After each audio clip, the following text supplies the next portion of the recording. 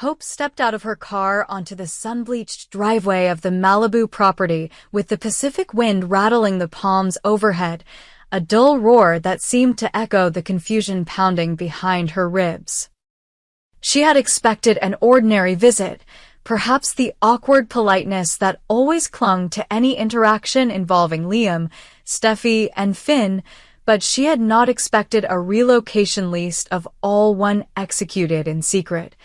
In the hush between one heartbeat and the next, as though the man who once occupied the center of her life had quietly slipped through the seams of the city to reappear here, in the shimmering calm of a beachside guest house.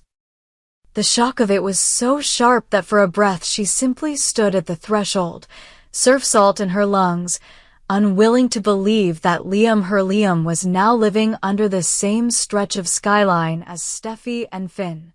And yet there he was in the doorway, thinner than memory, cheeks retreating against the delicate scaffolding of his bones, but smiling despite the heavy fatigue shadowing his eyes. The sun caught in his hair, gilding him with a fragile warmth that belied the grim medical truth resting inside his skull. A tumor, vast and merciless, lay coiled in silent dominion over his future, and it was that bleak sovereignty that had driven him to accept Finn's invitation. Live here, close to the sea, close to Kelly. Close to a physician who could read every tremor in his pulse and calculate every second he might yet possess. For Hope, the arrangement felt uncanny, a rearrangement of boundaries she had spent years defining. Liam had once sought refuge with his father, and then mysteriously, inconclusively, he had vanished from Bill's estate altogether, leaving her to imagine him drifting somewhere in Los Angeles, nursing private regrets. She had never been told of any guest house. There had been no explanation when Luna mentioned the vacancy in passing. Now the truth stood in front of her.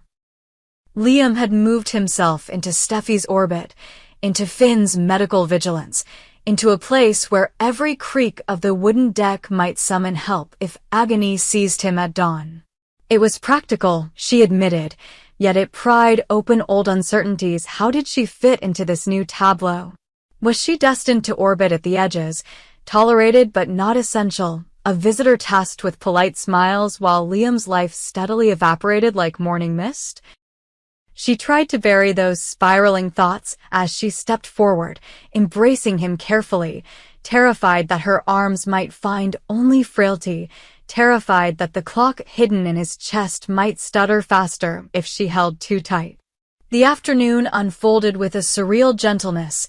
Liam, seated on a weathered chaise, speaking of sunsets and sea air and how Kelly loved to fall asleep to the hush of waves, Finn hovering nearby with a tablet full of scan results, unobtrusive yet ever ready. Steffi watching from the terrace, face softened by compassion, but edged with memories too complex to name. Hope listened, nodding, letting the ocean fill the spaces where words failed. Yet beneath the surface of every exchange lay the urgent truth that none of them dared speak outright. Liam was dying. Each smile was bartered against a looming horizon. Each casual anecdote masked the chill of mortality.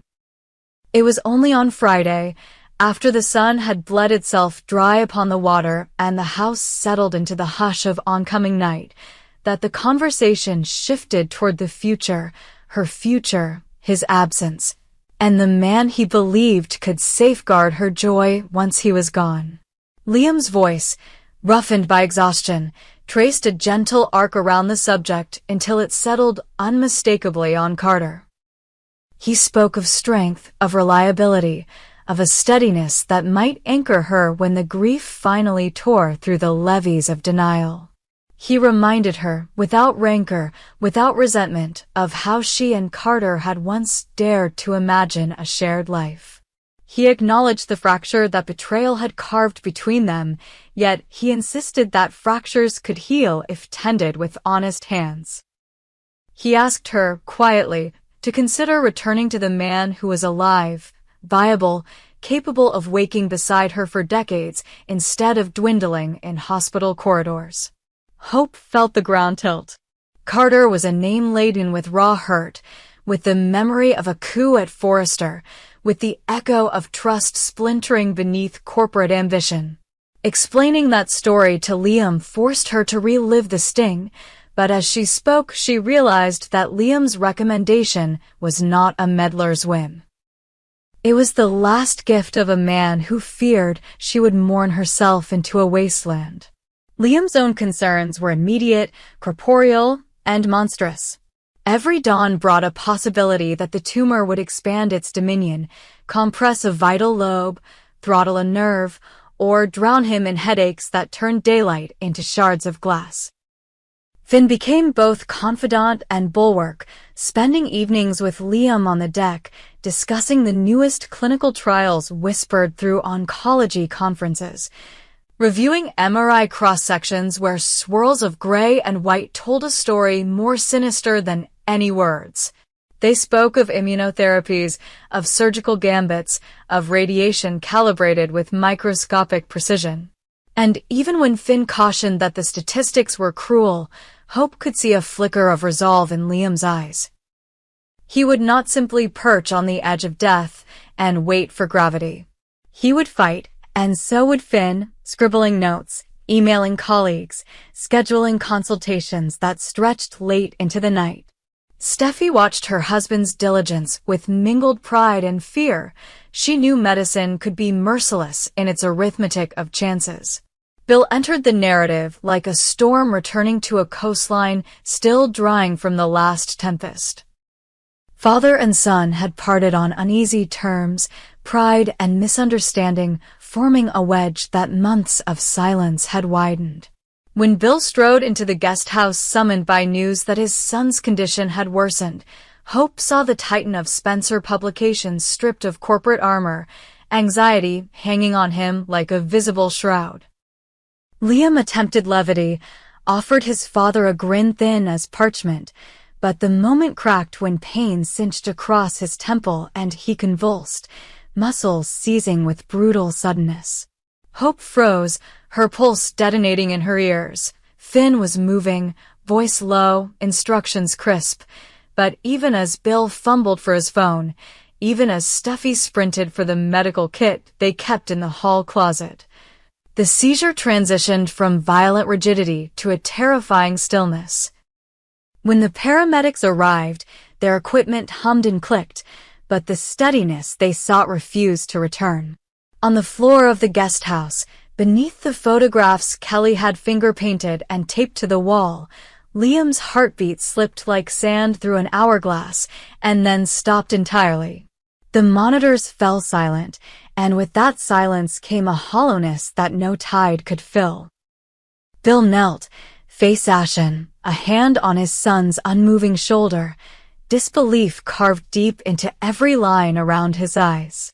Finn, sweat-damp and grim, whispered technicalities to the medic's time of death, duration of arrest while Steffi pressed her palm over her mouth, tears tracking fast and hot. Hope, stranded in the doorway, felt the entire architecture of her world tilt and collapse. In the aftermath, hours lost definition. The paramedics left with protocols observed and forms signed. The coroner's van drove away through the wavering heat shimmers rising off Pacific Coast Highway. Bill remained until dawn, standing sentinel beside the empty bed as though defiance alone could coax Liam back. Finn retreated to his office, shoulders bowed beneath the weight of perceived failure, sifting through scans that now felt accusatory. Steffi methodically gathered Liam's belongings, each shirt and photograph a landmine of memories she had to defuse before grief destroyed her composure. Hope wandered the shoreline until daybreak painted the horizon gold, the hem of her dress soaked with salt water, the echo of Liam's final plea repeating like surf in her skull. Choose life, choose happiness, choose someone who can grow old beside you. The week that followed unfolded with the mechanical inevitability of funeral arrangements and custody considerations. Kelly asked simple, heartbreaking questions, and adults bent beneath the effort of answering. Finn shouldered the dual burden of widower and physician, guiding Kelly through loss while dissecting his own guilt for failing to halt its cause. Steffi managed estate logistics, signing documents with a hand that trembled each time she saw Liam's name in blunt legal type. Bill returned to Los Angeles executive suites freshly hollowed, driving his empire forward with a fierceness that seemed fueled by sorrow, every acquisition a futile gesture against the cold arithmetic of death. And Hope found herself suspended between two futures, the bleak expanse of relentless mourning or the uncertain possibility of reopening a door she had once slammed on Carter.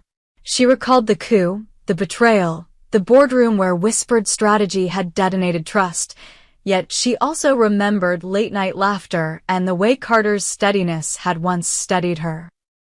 Standing in the quiet of Liam's vacated guest house, she realized that honoring the man she loved might mean accepting the life he had begged her to seize. Still, acceptance was not swift. She visited the hospital where Liam's charts now lay closed, sat in Finn's office reading the final scan that showed the tumor flaring like a cold star beneath bone. She reread the notes he had taken, dosages, trial numbers, scheduling evidence of a battle valiantly fought. In those pages she found a strange grace. Liam had not surrendered. He had simply been overtaken.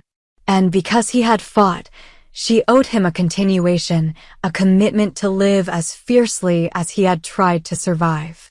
Carter entered her thoughts then, unbidden, but no longer as the architect of ruin. Instead, she saw the man who had never stopped apologizing, who had watched her walk away yet still left his phone lines open. She imagined dialing his number, the click of connection, the breathless silence before words could form. She imagined telling him not of forgiveness because forgiveness was too small, but of the future Liam had envisioned for her, a future where heartbreak did not calcify into lifelong exile, but instead seeded a new resilience. The decision lingered in her mouth like seawater, brackish, uncertain, inevitable.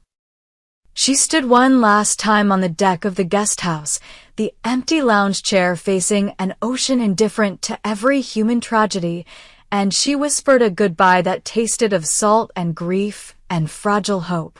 Liam was gone. The tumor that had harrowed his mind could no longer dictate the terms of her tomorrow, and though the sight of his smile would forever haunt the edges of her memory, she recognized that memory itself was not a grave, but a foundation. The tide breathed in and out, patient, eternal. She turned toward the driveway where her car waited, engine still warm, and felt the first tentative pulse of possibility stir inside her chest. Somewhere beyond the city lights Carter existed, still alive, still capable of entwining his future with hers if she chose. Liam's voice, gentle and insistent, echoed through the chambers of her resolve, choose life. So she inhaled, squared her shoulders against the wind, and began the long drive back to Los Angeles, a single, shattering truth her silent companion. Endings could be seeds, and love, even when interrupted by death, could leave behind a map toward dawn.